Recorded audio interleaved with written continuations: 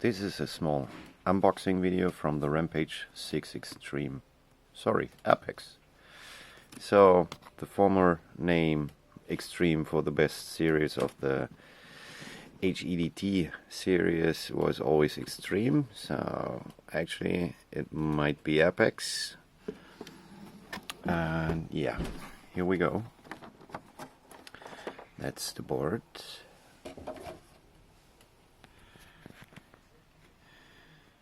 So quite nice, the 4-DIMM design. Perfect for very high frequencies on the memories. Actually, I was able to run 4040 megahertz on the memories with the timings 12, 11, 11, 28, 1T. So this is quite impressive. I think it should be doable with 4133 if you have 4 memory modules which are capable to do this. And yeah, I'm kind of proud of this. So thanks a lot, ASUS. Nice work. Very good heatsink for the VRMs. So best regards to Roman.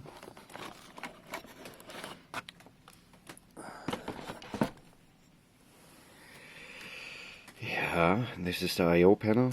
So we have here the connections for the Wi-Fi, some very useful PS2 connectors. So this is a must-have if you want to use Kaby Lake X in Windows XP. Then we have several USB 3 and 3.1 and USB Type-C and the connectors for the sound card. And here we have the BIOS reset and the BIOS flash button. So it's possible to flash the BIOS without powering on the board as usual on ASUS. So you just plug in a USB stick here with the name R6A. I think it's RVIA.ROM and on .CAB. And then you just press this button for 5 or 6 seconds. I'm not sure, but you have to try it out. Nothing can go wrong. So let's have a look at the CPU socket.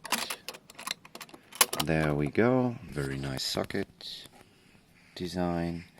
And when you look at this small hole over there, I gotta come back to this later.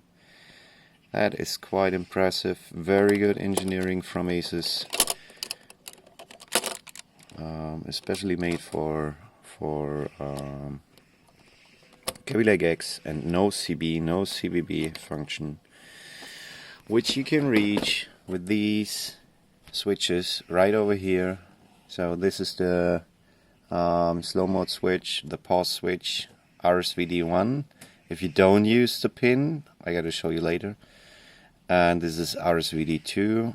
If you use the pin, you have a higher DMI voltage, which is sadly not on the CPU.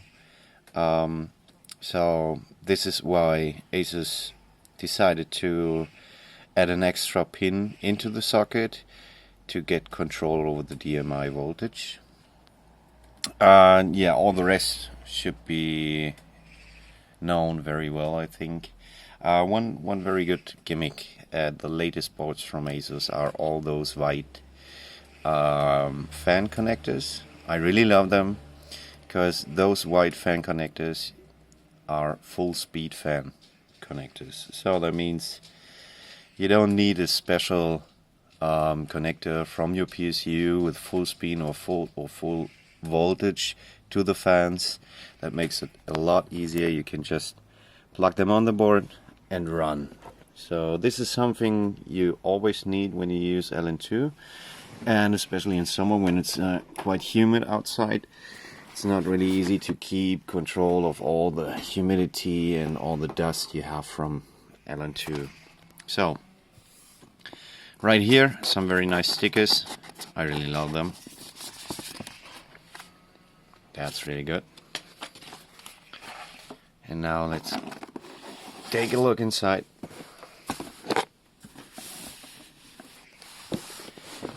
this box. Okay, let's start with this. That's the Wi-Fi connector. Very nice design. Maybe you can see it here, how it should look like. Perfect.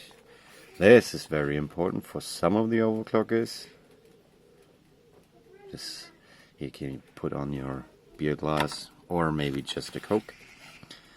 The ROG cable labels, as usual from ASUS. The manual, right over here. I don't take it out. Just the manual. Now, this is a fan bracket, small fan bracket for this. You might have seen it already at the Maximus 9 Apex. This is a ROG DIMM 2. Here you can put on, I think, 2 M2 SSDs. And with this fan bracket you can cool them, because everybody knows the performance of an M2 SSD is always related to the temperature. And now, here's the second one. So that is great, right? Actually, you can, on the new Skylake X platform, you can use one of these ROG DIMM 2 boards with 2 M2 SSDs from the CPU, and then there's one bounded to the PCH. Very nice. So here's the second bracket for the fans. And then we have another bracket, and this fan bracket is for the VRM cooling. Although it is quite nice designed, a lot of yeah, no idea how it's called, but you have a lot of metal which cools the VRMs, and this is just some additional cooling which makes it possible. So let's pack that back. Then we have some SLI bridges. So this is normal SLI high bandwidth bridge. Then we have the 3-way and the 4-way.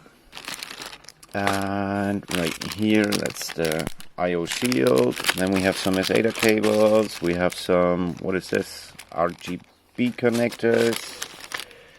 Then this is for M2 SSDs. Even more. Then we have the ROG Connect. And now, these small pins are responsible for proper DMI voltage when you use Skylake X on LN2. So, but you have to stick them into the board from behind and then solder them to the board. So be careful with this. This will avoid your warranty 100%. And even more important, don't use the board with the Skylake X when you have this installed. Either you use some tape on your CPU or on the pin while using the Skylake X, or just don't use Skylake X with the pin, because this will destroy your CPU for sure. Okay, thanks a lot for watching, guys. I hope you like this video. Just give me a comment and see you later. Bye bye.